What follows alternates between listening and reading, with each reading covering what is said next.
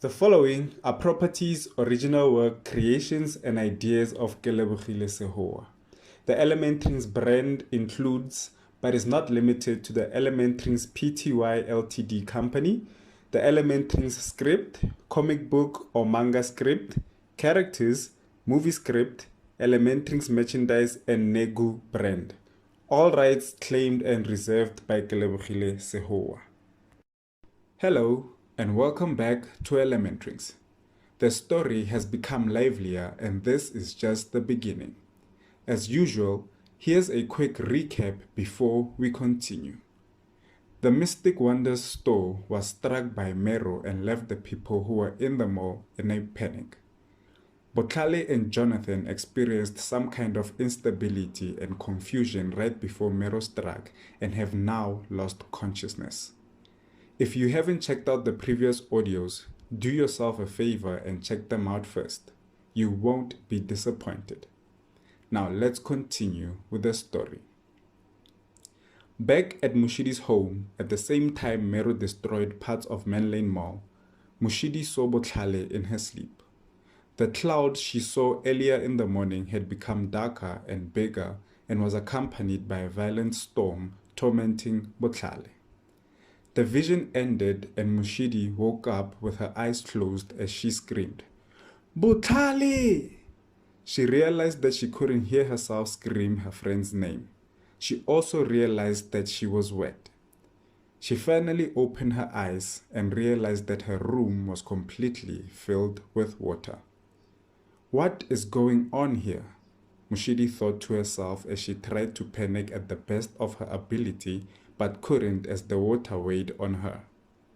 Seconds later, the water began to disappear slowly, but not before Moshidi saw a water creature, unlike anything she'd seen before. Seeing this creature petrified Moshidi, but fortunately for her, the creature disappeared along with the water. Sipati, who was outside, saw a lot of water coming from Moshidi's room and thought, "This is way too much water than before. What should I do?" Tabitha told me to stay away. Sipati then screamed, "Moshidi!" And Moshidi screamed, "Mama!" That was the signal Sipati was waiting for. It was the signal that Moshidi's transition had come to an end. Sipati quickly entered Moshidi's room and hugged her tightly and said, "Oh, my baby girl, I'm so glad you are finally awake." Moshidi hugged her mother tighter and said, "I'm okay, Mom. Botlhale, on the other hand, isn't, and he won't be for the rest of his life." Sipati looked scared as she heard what Moshidi said and asked, "How do you know that, my girl?" Moshidi replied, "I can't explain it, but as I was asleep, I kept seeing Botlhale in all sorts of trouble. Even right now, I know he isn't okay wherever he is." Sipati reached for Moshidi's phone on the drawer and gave it to her and said, "Then give him a call to be sure." Moshidi immediately replied, "It won't work, Mom. Give me yours instead." Sipati hurried and gave her phone to Moshidi, who dialed Botlhale's number. "The subscriber you are trying to reach is currently unavailable," said the automatic answering machine. "This isn't good. His phone is off," Moshidi thought. As Moshidi was about to give her mom the phone back, it rang. Moshidi thought it was Botlhale and answered, "Botlhale, thank goodness." Tabitha replied, "It's not Botlhale, my dear. It's me, Aunt Tabitha. Are you okay?" Moshidi replied, "Oh, sorry about that, Auntie. I thought you were my friend." Tabitha replied, "I know, my girl, I know. Are you okay though?" Moshidi replied, "Yes, I am. I think I am, but I'm worried about Botlhale." Moshidi said all of this as her eyes teared up. Tabitha replied, "I know, my girl. Hold on tight. I'll be there soon. Now give your mother the phone." Moshidi did as her aunt instructs, And Sipati answers and says, Tabitha. Tabitha replied, "Thank you for listening to me. Now the both of you are fine. I'm on my way. Take care of things until I get there. We have a lot of work cut out for us." Sipati replied, "Thank you, Tabitha. I'll do so." And then she hung up. The mother and daughter duo hug each other once more as they both smile to have come out of this situation alive.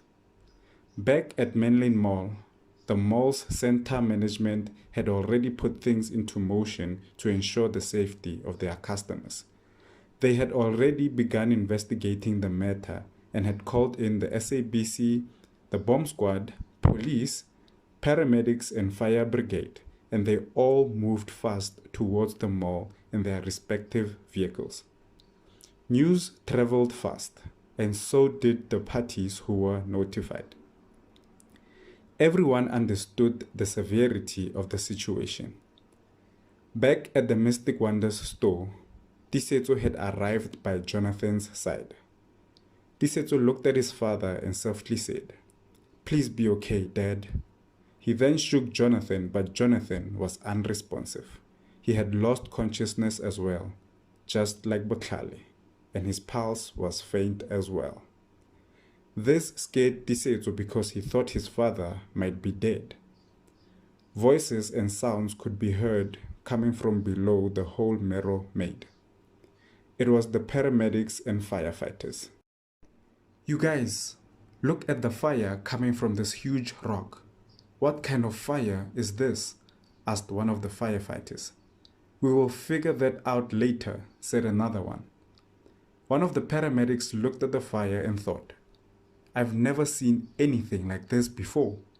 What kind of fire keeps changing colors so many times? That's impossible." The firefighters quickly used what they had in their arsenal and were luckily able to put out the fire before it spread. I'm glad we received the call to come here as well.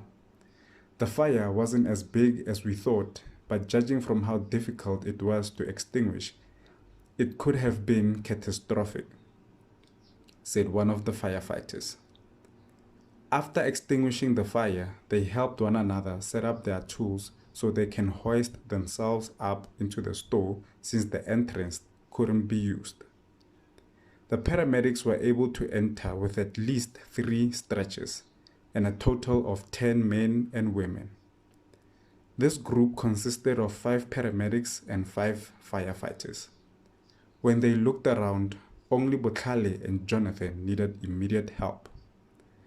"Hello everyone, my name is Piet van Tonder. I'm a paramedic firefighter, and we are going to need your help. As you can see, there's a little boy and an adult man who are trapped under some rubble. We are going to work together to get them out so they can be taken to the hospital." And that's the end of the 24th release. As you all heard, Moshidi has finally woken up from her unorthodox slumber, but her wake comes with some questions and foreshadowing. Tisetso, on the other hand, is faced with the challenge of not knowing if his best friend and father are going to pull through. Don't forget to keep tuning in, liking, commenting, and sharing. Thanks for the support, and bye for now.